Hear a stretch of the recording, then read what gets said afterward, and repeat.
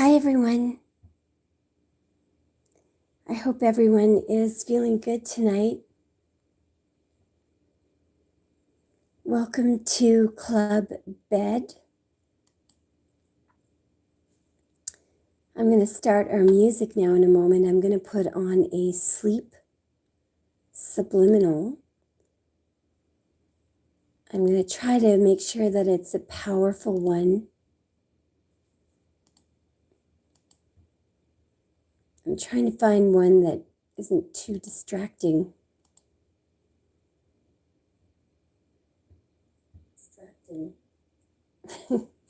We already have a little echo here. Hang on. All right. So tonight, we are going to clear our chakras in a really cool way. We're going to use some poetry to clear each chakra. It's not really this one I wanted. This one is. There we go. This is my favorite one.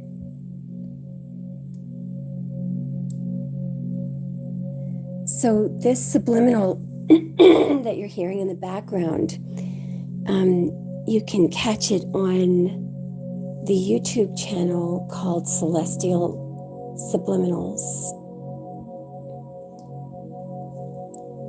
They really do work.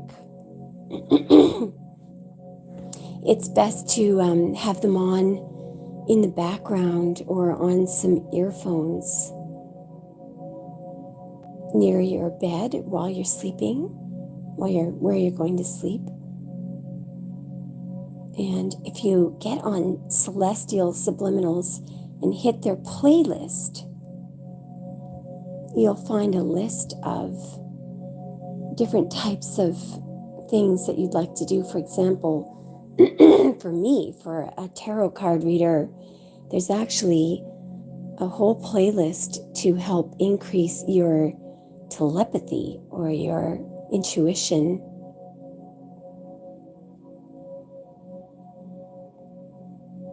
And I do find that they're effective. So you can lie back in your bed to listen to this program. Go ahead and take a few moments if you'd like to get up and brush your teeth or set your alarm for work tomorrow, if you have to get up at all. And if you don't, that's wonderful. It's such a privilege to be able to sleep in.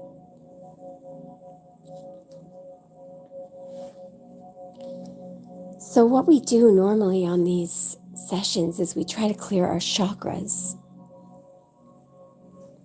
and do something productive while we're doing it. So just to let you know, you can fall asleep at any time, and you can just allow your subconscious to absorb the information. The idea is not to be having to feel like you're stressed out. You don't have to feel like you have to do anything. Right now I'm unplugging the water cooler, by the way, because I just realized it's making a buzzing noise. So I'm going to pull it. Hopefully I won't electrocute myself here. There. That's amazing how much noise that thing was making.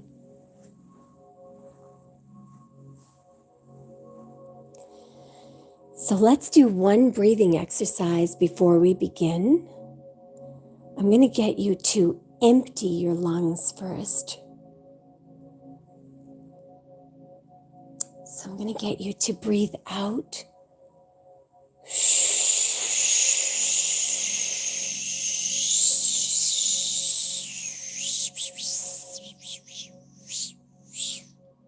Breathe in. Now hold your breath for 5 seconds. 5,000, 4,000, 3,000, 2,000, 1,000, and exhale.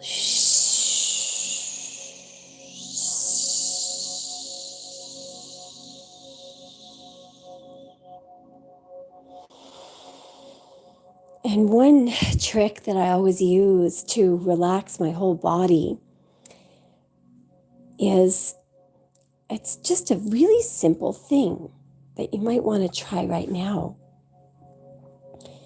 So just as you're lying there or sitting there, try doing this little trick. Just drop your jaw, relax your jaw, let it hang. Oh, what you're going to find is that it automatically relaxes every other muscle in your body. Just do it again. Drop your jaw.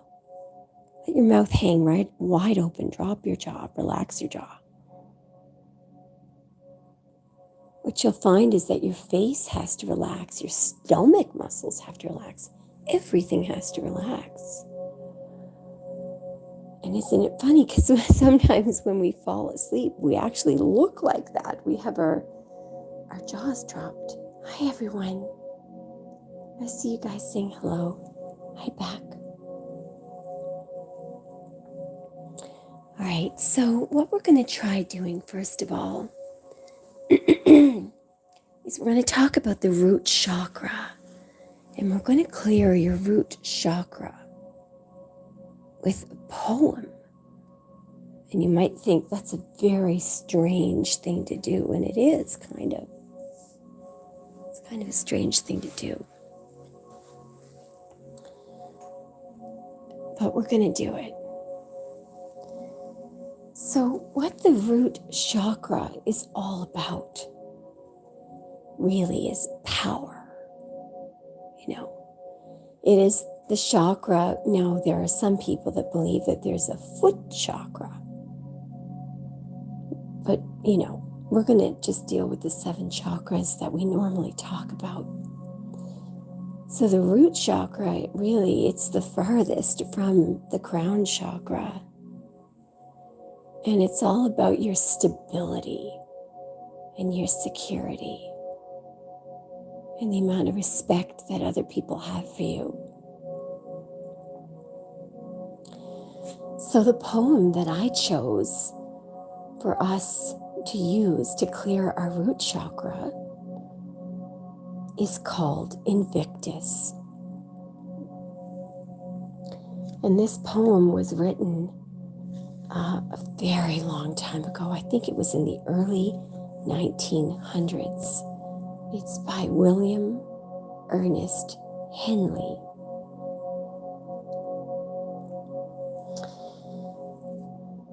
And you might wonder what the word Invictus means. Well, it comes from a Latin word that means unconquerable.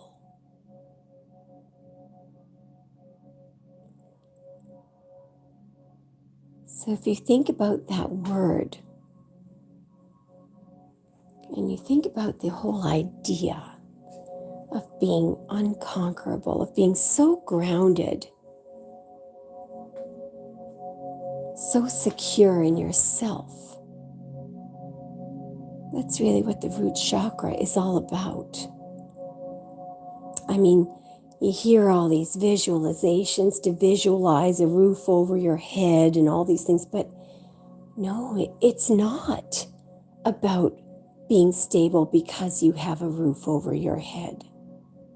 It's not about being stable because you have things in the physical or material world. To heck with those visualizations. It's about having an unconquerable soul. It's about not allowing other people to put a label on you or to say that because you've done this or done that, that you're such and such a kind of person. No. It's about having an unconquerable sense of who you are and what you will and won't put up with. That's the root chakra. Now I'm going to read the poem to you. And what I want you to imagine is that somebody has judged you, because of maybe you picked out an outfit or something that you thought looked nice. So you thank you, Jeff. Thank you so much. So Jeff Johnson has just published the year that this poem was written. Very, very very long time ago, the late 1800s. I want you to think about the last time someone took a shot at you because of something that you did in your past that you regret. The last time someone took a shot at you because, you went out with somebody or slept with somebody, you did something that you regret. But it doesn't make who you are today. Maybe you picked out an outfit or something, or wore an outfit that someone made a joke about, or something that you did, or just some label that someone put on you. Or maybe you haven't got a ticket, or you have a conviction for something, or there's something, somebody put a scroll, put a mark on your reputation. Thanks, Jeff, mine too. Just think about somebody trying to put a label on you. If you're an Aquarius, I know that rubs you guys the wrong way anyway. You guys don't even like to have a number. You'll do without that. So this poem is all about somebody who knows who they are, who has a sense of self, and who will not be put down because of that. You might be a member of some kind of a professional body that doesn't like the way you operate, or doesn't like the fact that you help poor people, or, hi Pam, doesn't like something about you. So they've put a little label on you, and people might gang stalk you, or make fun of you because of something that you said or did, or where you come from. When your root chakra is clear, you know how to stand in your sense of self, in your power, in your soul. And I'm going to read to you this poem now, called Invictus. And it's about having a soul that cannot be conquered or labeled. Hi, Monique. Out of the night that covers me black as the pit from pole to pole, I thank whatever gods may be for my unconquerable soul. In the fell clutch of circumstance, I have not winced nor cried aloud under the bludgeonings of chance. My head is bloody, but unbowed. Beyond this place of wrath and tears looms but the horror of the shade, and yet the menace of the years finds and shall find me unafraid. It matters not how straight the gate, how charged with punishments the scroll. I am the master of my fate. I am the captain of my soul. Now that's what you say to somebody the next time somebody tries to put a label on you.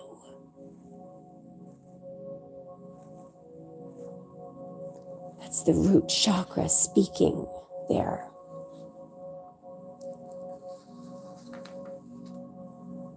Now, let's move up to the sacral chakra. So the sacral chakra, as we all know,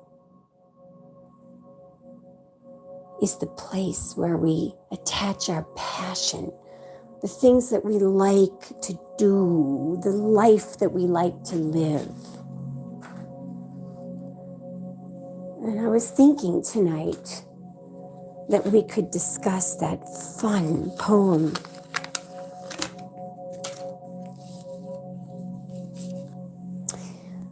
by Robert Service, Carry On. I'm actually trying to find it right now. I may not have.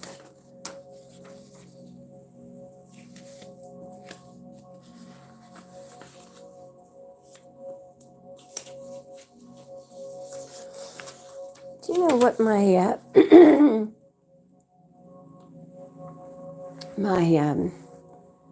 person who was helping me pick out poetry sent me instead, and I think I'm going to read it.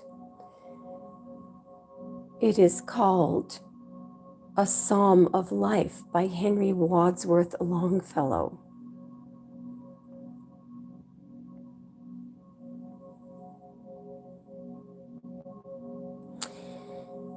And I think I'm going to read this poem instead of the one that I was going to read to you.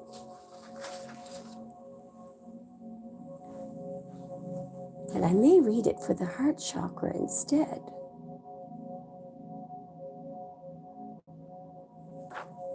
Looks a little more Heart Chakra-y. Sorry, guys.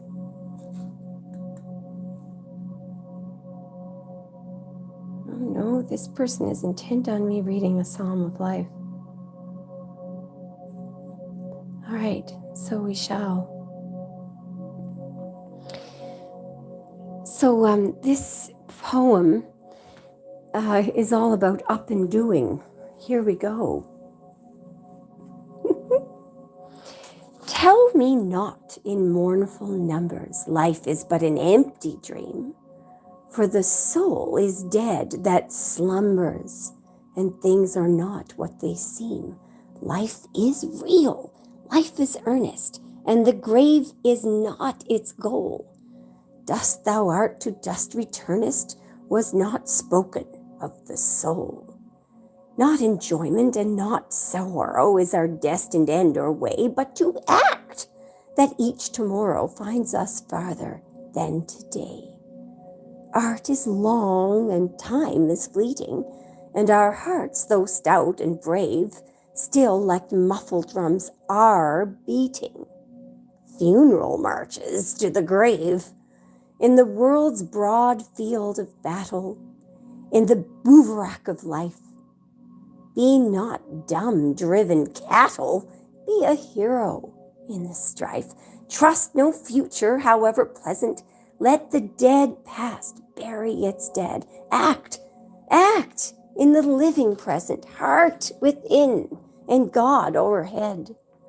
Lives of great men all remind us we can make our lives sublime, and departing leave behind us footprints on the sands of time. Footprints that perhaps another, sailing o'er life's solemn main, a forlorn and shipwrecked brother seeing, shall take heart again. Let us then be up and doing, with a heart for any fate, still achieving, still pursuing, learn to labor and to wait. You know what struck me about that poem just then was the second last stanza. Because it looks like, the point of the poem is to pass along the torch, It's what the vapor trail that your soul leaves behind that inspires others. It doesn't always have to be when you die. It's not the amount of money or houses or something that you can bequeath or bequest to somebody that is going to be inspiring to someone, but what you've done that inspires people. The things that you've done. Let me just read it again. Lives of great men all remind us we can make our lives sublime. That means good. And departing, leave behind us footprints on the sands of time. Footprints that perhaps another, sailing over life's solemn main, a forlorn and shipwrecked brother, seeing, shall take heart again. In other words, leave something behind, some idea, some inspiration that some other forlorn soul, if they can pick up on your inspiration, that it makes them inspired, It's what you leave behind. It's what your soul leaves behind. That is important, All of the inspiring stories, about Moses, for example, and Jesus. They're very hugely inspiring stories about these people and, other people that are a little more contemporary. But, there's not very many of them, are there? When you think about it lately, The inspiring stories just seem to be becoming fewer and fewer. But when you look at, stories that are inspiring, about inspiring things that people did, again, like we were talking about last night, all of these stories where people were the most courageous acts were those of people who were willing to be vulnerable, willing to risk. What is really interesting, there have been a lot of psychological studies on why people, on conformity really, on pressure to conform, and how dangerous conformity can be. And what do I mean by that? Well, Hitler, for example, how is it that genocide occurs? How is it that leaders can put themselves in a position where they convince a huge number of people that a certain sector of society need to be annihilated, or that they were born bad, and it's called genocide when that happens, and it has occurred in other places. It's not just Germany where that happened. It's happened in Grenada. It's happened. It is a phenomenon. Usually it develops in places where there are fascist structures. In other words, where governments decide that certain ideologies or beliefs are not allowed to be thought. So that's why in the United States, for example, there's a great emphasis on freedom of speech. And that sociologists do find that when although it can sometimes be uncomfortable and you really have to plug your nose to allow some of what people say, the best thing to do is to allow all of the ideologies to be voiced, and then allow people to choose. Once you start shutting down certain ideologies, you can get into a fascist structure where genocide can occur. But the problem is there are these weirdo, crazy interest groups that take advantage of it. It's a really difficult thing to get right. Democracy is a very, very difficult thing to get right. But generally, the United States has done well. Canada has done well. There are some other countries that do get it quite a thumbs up from Amnesty International, but we are definitely nowhere near perfect. Anyway, that's more for the throat chakra, is it not? So I think we're going to move up to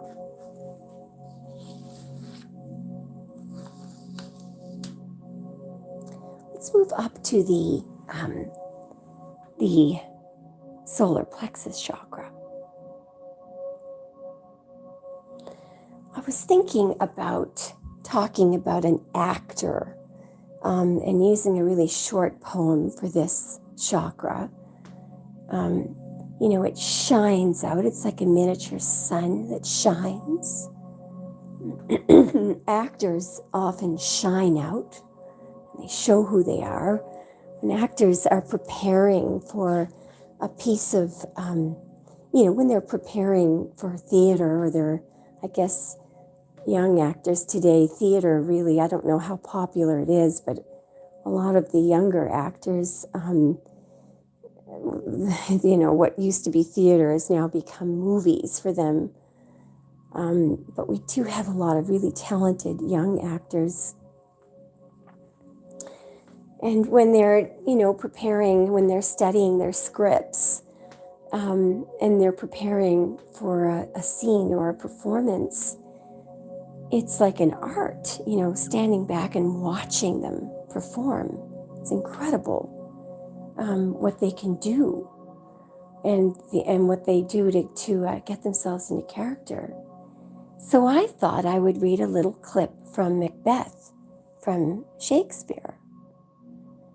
And it's interesting because this, I'm going to read tomorrow. It's a very short little excerpt. But I thought, when I first looked at it years ago, I thought it was a bit sarcastic. And the more I look at it, the more I realize it is.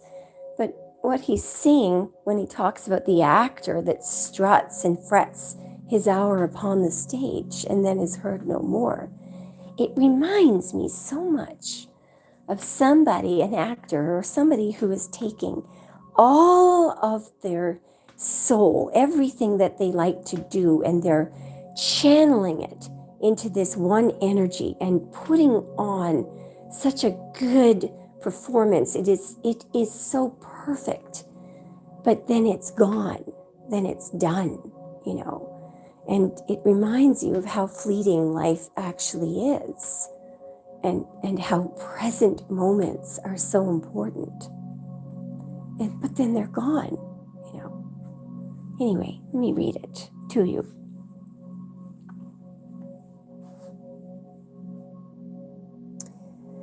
Tomorrow and tomorrow and tomorrow creeps in this petty pace from day to day to the last syllable of recorded time. And all our yesterdays have lighted fools the way to dusty death. Out. Out, brief candle. Life's but a walking shadow. A poor player that struts and frets his hour upon the stage and then is heard no more. It is a tale told by an idiot, full of sound and fury, but signifying nothing. I think he meant that it literally is all an act. And then it's gone, And then it's gone.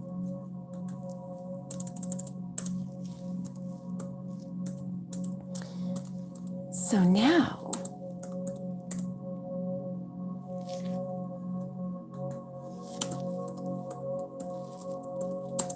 are you getting sleepy?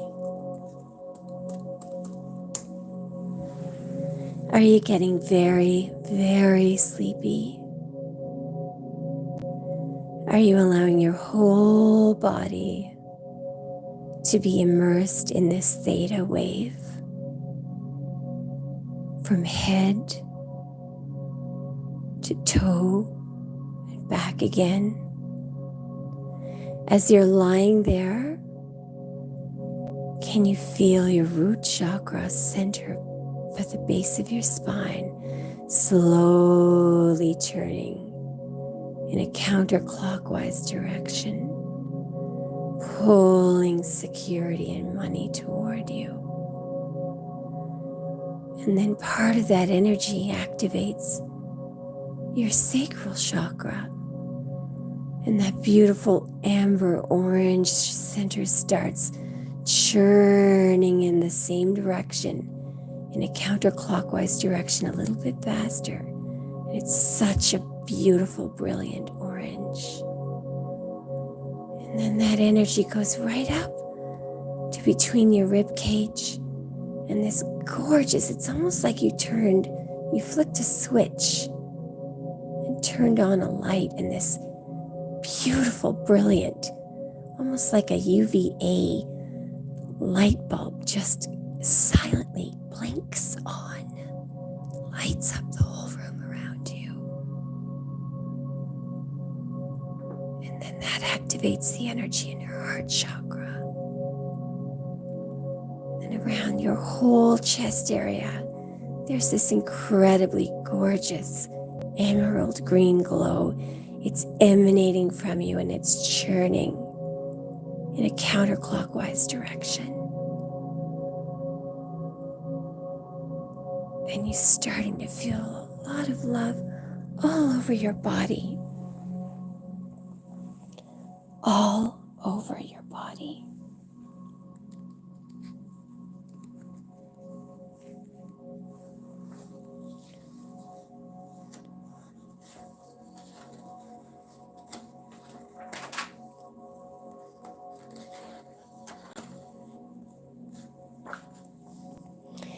And for the heart chakra, I've decided to read a quiet poem that has always made me wonder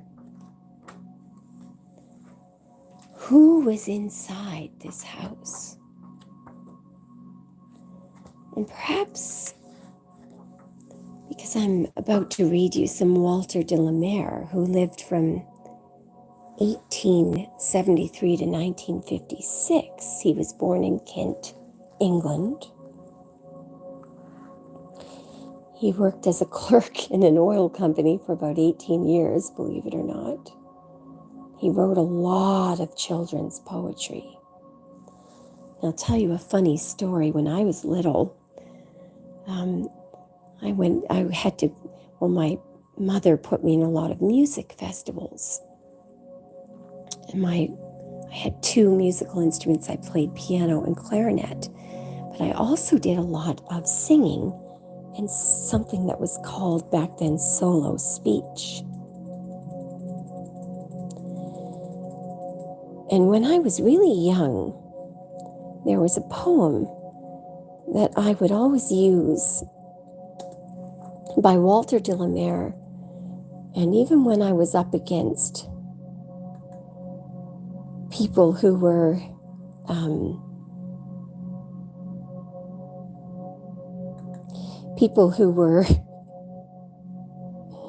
just trying to find the poem here. I think I can probably remember it. It's such a short poem. And I do remember, I've got it. I do remember being entered in solo speech classes, and there were girls and boys there who were using poetry that it was a lot more complicated and advanced than what I was using. They were, using Yeats and William Blake and Elizabeth Browning and Longfellow and Emily Dickinson and all that kind of stuff. And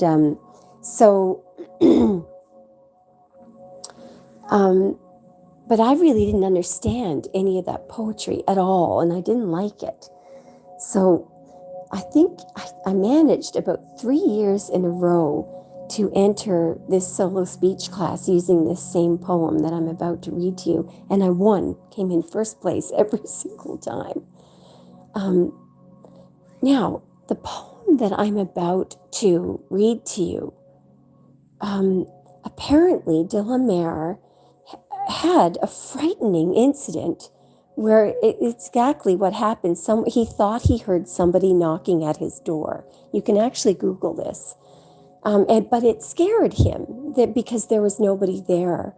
Now, if you are a psychic or an intuitive card reader and you're listening to this, and I know some of the subscribers, I know that you guys, some of you are psychic, and you don't like to talk about it, but it does come up in your readings. So you know that the auditory, that you can, part of what we pick up on is auditory, ringing in our ears. I hear knocking all the time. I hear words lately and voices, although don't tell anyone that. If anyone ever asks you if you hear voices, deny it, because you'll end up getting committed or something. Anyway, so the first time you can hear bells, there's different things that you'll hear, right? I hear church bells sometimes, but the kind of bells that I hear are nothing like what could possibly exist in where I am, first of all, in the country that I'm in, and it's just impossible. It's something else, put it that way. So I think de la Mare actually did hear. He probably had one of these intuitive downloads, and it scared him. It's on the internet. You can Google it. Anyway, so I didn't know that back then. I just was intrigued by the poem. And here it is. It's a children's poem. Someone came knocking on my wee small door. Someone came knocking, I'm sure. I listened, I opened, I looked to left and right, but there was a stirring in the still dark night, only the busy beetle tapping in the wall. Only from the forest the screech owl's call, only the cricket whistling while the dewdrops fall. So I know not who came knocking at all, at all, at all. That simple little poem. So that's for your heart chakra.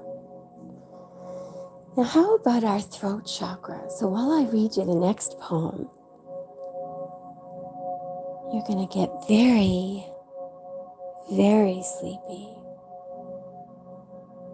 And you're going to fight falling asleep through the next poem, which you will be able to stop falling asleep. Sleep is just going to take over your whole body. It's going to take over your whole body. I'm just remembering something funny. When my little niece, when I was trying to get her to sleep, because I used to babysit her every summer for about 2 months, and Mom and I found that if all we had to do to get her to fall asleep was start talking about politics. And it was just something that we discovered accidentally. That's how boring she found the topic. So it's funny, but this is an interesting poem. And I have read this poem to probably about 25 people in the past, 6 years, and asked, and these are people, that I respect, and every single person I asked them, what does this mean? And not a single person has been able to satisfy me. I still am not sure what it means, and whether or not there was someone inside the house or... Anyway, let me read it to you. I find it very sad. I usually start crying when I read this poem, and I don't know why. Anyway, so it's called The Listeners, but I think it should be called The Traveler. Anyway, here it is.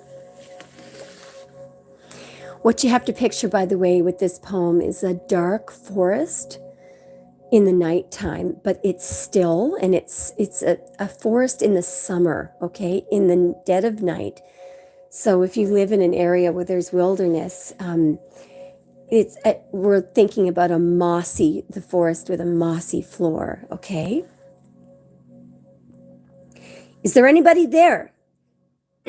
said the traveler, knocking on the moonlit door, and his horse in the silence chomped the grasses of the forest's ferny floor, and a bird flew up out of the turret above the traveler's head. And he smote upon the door again a second time. Is there anybody there? He said.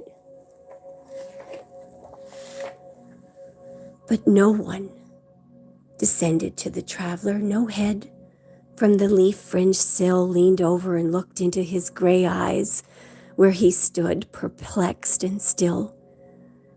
But only a host of phantom listeners that dwelt in the lone house then stood listening in the quiet of the moonlight to that voice from the world of men, stood thronging the faint moonbeams on the dark stair that goes down to the empty hall, hearkening in an air stirred and shaken by the lonely traveler's call. And he felt in his heart their strangeness, their stillness, answering his cry, while his horse moved, cromping the dark turf neath the starred and leafy sky. For he suddenly smote on the door even louder and lifted his head. Tell them I came, and no one answered, that I kept my word, he said. Never the least stir made the listeners, though every word he spake fell echoing through the shadowiness of the still house from the one man left awake. Aye, they heard his foot upon the stirrup and the sound of iron on stone, and how the silence surged softly backward when the plunging hoofs were gone. Now, what the heck does that mean? Was somebody in the house? Were they not in the house? Why, I think probably he made a promise to somebody a heck of a long time ago. But did he wait long enough, for the person to answer? But was somebody inside? And did they not come down? And why didn't they? I feel like there was someone in there, because the way that it's described, as he's leaving, the sound of iron on stone, and how the silence surged softly backward when the plunging hoofs were gone. It's kind of a sad poem. So now we're moving up to the throat and the intuition chakra. And we're going to do a little Robert Frost, who lived from 1874 to 1963.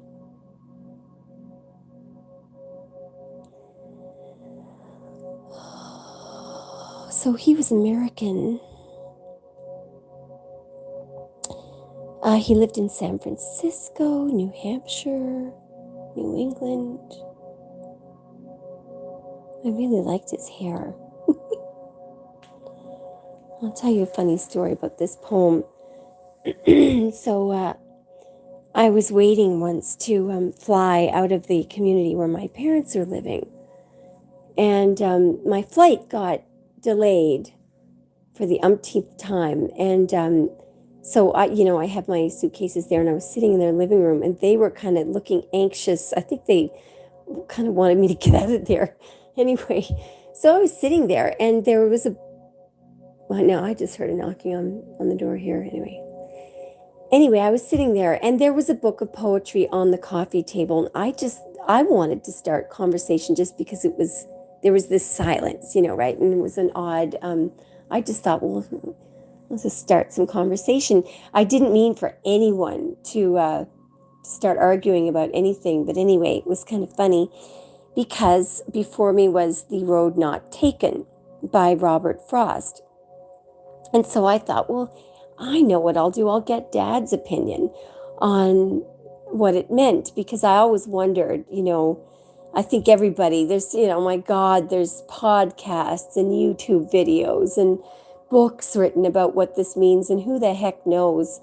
The whole question is, when he said that I'm glad I took this path and not the other. Why was he glad? He says that because he took the road less traveled, it's often called the road less traveled, but it's a misnomer, because the actual name of the poem is The Road Not Taken. So the whole point of the poem is he had a choice, path A and path B. And he says that not taking the certain path, not taking the one that he didn't take, has made all the difference. Boom. And that's it. There's no explanation of what he meant by it, except we're supposed to pick it up in the poem. So let me read it to you, and maybe you can tell me on a comment or something later on, or tomorrow after you've slept on it, what you think it means. Is I'm yet to talk to anyone who can satisfy me about what this bloody poem means, or why he thinks it made all the difference to take the less traveled road, or if the road that he did take was in fact the one that was less traveled. Anyway, here it is. Oh, the funny story is that, so I read it, and my father started reading it, and then my mother, and they got into this huge argument over what it meant. And I almost missed my actual flight, because there was this massive academic debate going on with all these encyclopedias being pulled out. It was absolutely hilarious what had happened. Anyway, here it is, The Road Not Taken by Robert Frost. Two roads diverged in a yellow wood, and sorry I could not travel both and be one traveler. Long I stood and looked down one as far as I could to where it bent in the undergrowth. then took the other, just as fair and having perhaps the better claim because it was grassy and wanted wear, though as for that, the passing there had warned them really about the same, and both that morning equally lay in leaves, no step had trodden black. Oh, I kept the first for another day, yet knowing way leads on to way, I doubted if I should ever come back. I shall be telling this with a sigh somewhere ages and ages hence. 2 roads diverged in a wood, and I took the one less traveled by, and that has made all the difference. That's it. That's the end of the poem. I mean, there's absolutely no explanation as to why it made all the difference. But anyway, I'm pouring. Here's a little ASMR for you. So that was a glass of Perrier being poured into a very clear champagne flute, and I'm watching little bubbles going up, taking a little sip.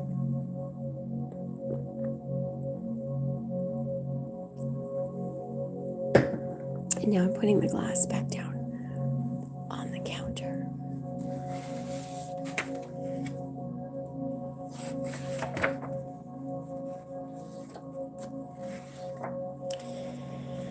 So I think what we're going to do now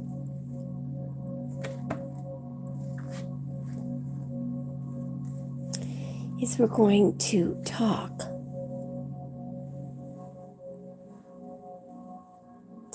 about the Crown Chakra and the Intuition Chakra.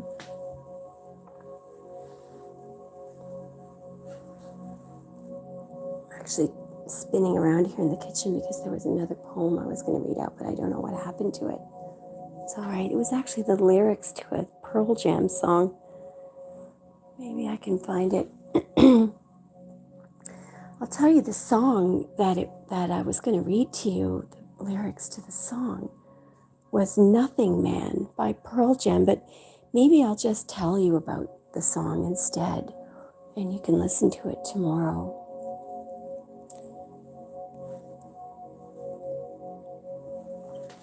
I may have found it.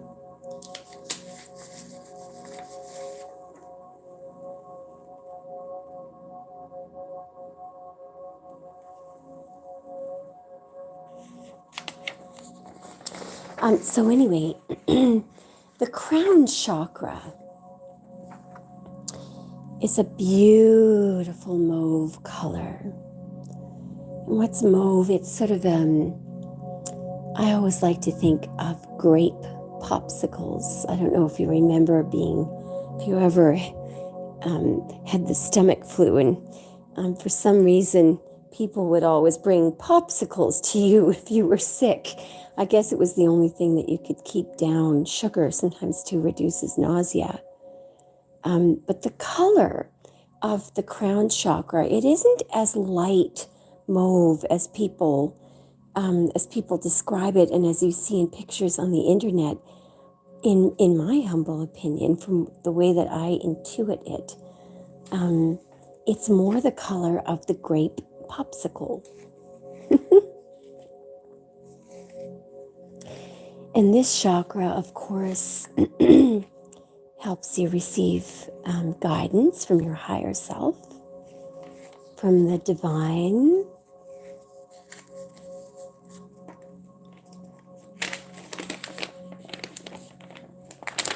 I have a little quote here, the higher self.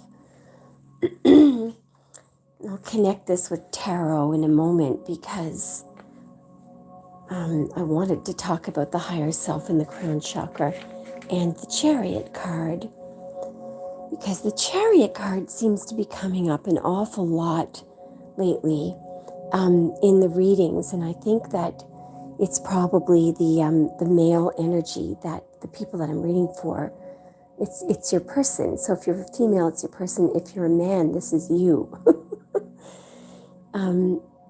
So I think what's going on, the higher self in the chariot is supposed to be, believe it or not, the rider, the man who's standing in the chariot. The mind, believe it or not, is the reins. And the horses are the feelings. So that's why the chariot, the man is not controlling what's inside him. The feelings are in the horses. That's what he's controlling there in the chariot. So I figured this would bring it all together.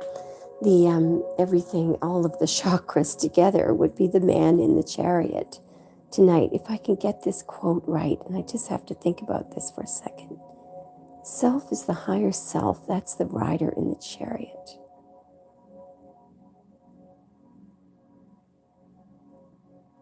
And the horses sense the higher self, and the mind is in the reins. I believe that's it. I think that's it. The horses are the feelings. The mind is in the reins.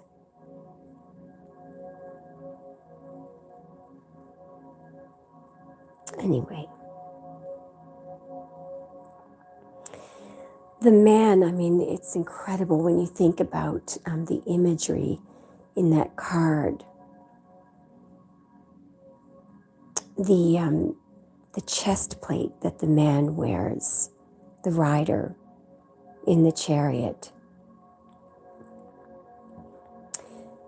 It's a Hoshin, and it has these 12 jewels on it, which is supposed to describe the 12 tribes of Israel.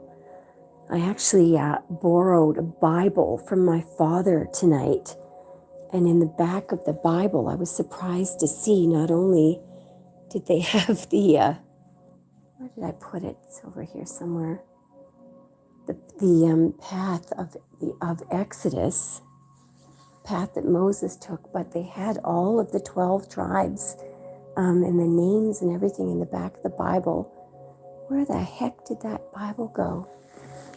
I don't know where it went, but anyway, this is a very Jewish, oh, there it is. Hang on, guys, just a moment. So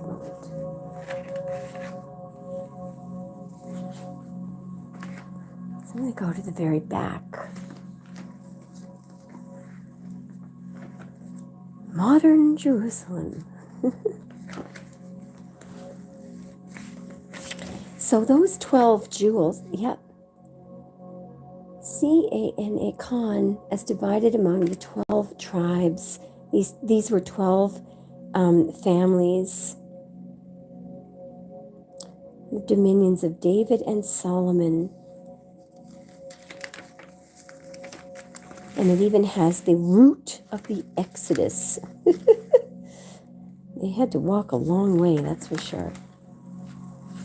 Anyway, that's what this man has on his Hoshin, okay, on his chest plate, these beautiful jewels. There's 4 rows and 3 columns of the 12 tribes. And he's got these little things on his shoulders that one looks like a smile and the other one looks like a frown. But they were actually these little symbols that back then the high priests, as they called them, that was sort of like a Hebrew priest, a high priest, in order to, when they were trying to figure out whether or not something was right or wrong, they would ask whether or not one of them was Ermin represented guilty and Thurman represented innocent. It was kind of a ridiculous ceremony that the Hebrews used to do. It stopped after the first temple was torn down. That these ceremonies weren't done anymore. But anyway, that's where the Hoshin comes from. So can you imagine that goes back to the Ark of the Covenant, the time of the Ark of the Covenant, and the first temple. So we're talking about 1,000 years before Christ, a very, very, very long time ago, and it's showing up in this tarot card that was made in 1909, I think. Anyway, the river that is in that card is the great abyss, okay? And it's like when we were talking about the tree of life last night, it's like the divide between the upper level of the tree of life, the high priestess and the magician and the fool, and everything that manifests into physical existence, everything that's below it. So the guy in the chariot, although we make fun of him and we say that, well, if he rode up to the high priestess and asked her to open the scroll, she might be able to do it. But if she opened it and showed it to him, he couldn't read it. And if he asked her to read it to him and she asked him questions, he wouldn't be able to answer them. So they make that poor guy out to be this dodo head, this power-hungry, victorious dodo head, but yet he crossed the abyss. There's a lot of power in the chariot card, in Netza. And so it is necessary sometimes to rein in your emotions. It's not always a good idea to let it spill out all over the place. And that's certainly what he does in the chariot card. And I do see in the readings lately that the guy in the chariot card does seem to be headed toward the lovers. So he is making the right decision after all, and not being, such a practical, logical robot, unemotional. I think he does have emotions after all. Anyway, are you getting very, very, very sleepy? Are you becoming tired and sleepy? You've been listening to theta waves, a combination of theta waves that are made by celestial subliminals. So what you can do now, if you feel like it, tonight,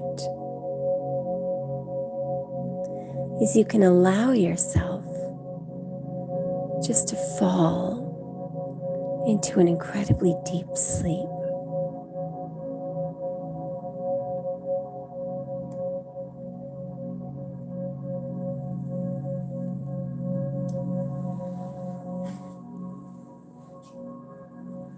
And you can allow yourself to let go of all your troubles, all your worries. You can always pick them up again tomorrow.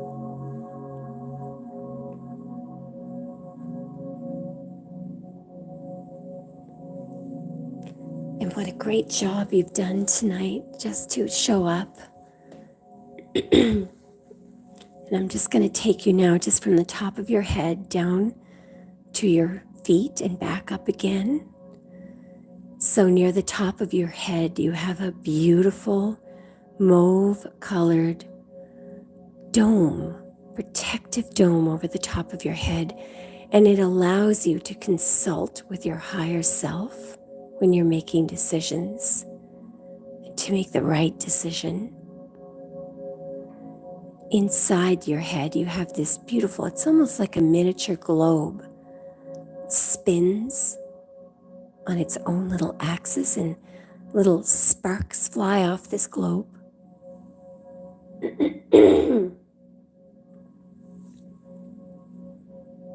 And you might see a little static outline of an eyelid lying perpendicular to your eyes, to your face. That's your third eye opening up. Around your throat, you have a beautiful baby blue colored disc. It's very soft, and it's allowing you to speak up when necessary, when you feel it's right. Around your chest area, You have a beautiful emerald shimmery, it's almost like a cookie sheet. And it's churning in a counterclockwise direction. It's pulling toward you all the things that you love. And it's allowing you to express love as well. And right below that, you have your personal power chakra, your little miniature sun. And below that, you have your Sacral Chakra. It's a beautiful, rich orangey color, like a fire. And below that, you have your ruby red, gorgeous root chakra, spinning, churning in a counterclockwise direction. And all of these energy centers are communicating with each other. They're all spinning in the same direction, and they're all working together to bring beautiful, successful things your way.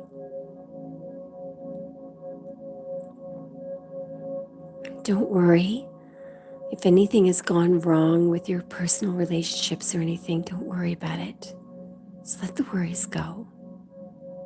Just let it go.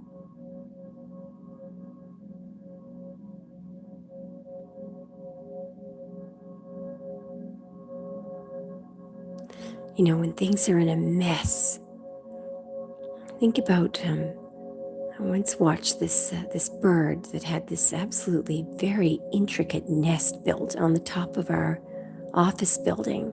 It wasn't a very tall office building, but we used to go out back to smoke cigarettes. And I was watching this nest. It was a gorgeous, robust nest that this bird, it was just a, I shouldn't say just a regular starling, but the bird had built this nest. The bird was probably going to lay some eggs or something. And the next day, there was a massive windstorm. And before I left the office that night for work, I went out back and I was watching the bird darting back and forth and back and forth. And I realized that her nest had been destroyed by the storm. Now, do you think that she had time to cry and moan and groan that, her nest was destroyed? Nope. She just rolled up her little bird sleeves and began to build again. Did it suck? Yes, it sucked. But there was that she just got into rebuild the nest mode and darting back and forth, the speed at which she was flying to rebuild this nest, it was incredible. So just think of yourself as the pregnant bird in the middle of the bloody windstorm having to rebuild a nest. So what? Could be worse. A lot worse. Anyway, at least we're all safe in our beds or on the couch or on the floor. A wise man once said, when you sleep on the floor, you can't fall out of bed. So if you're sleeping on the floor tonight, that's the advantage of that. All right, guys, thank you so much. I hope you have a wonderful, wonderful sleep, and I hope you join me again tomorrow night. Okay.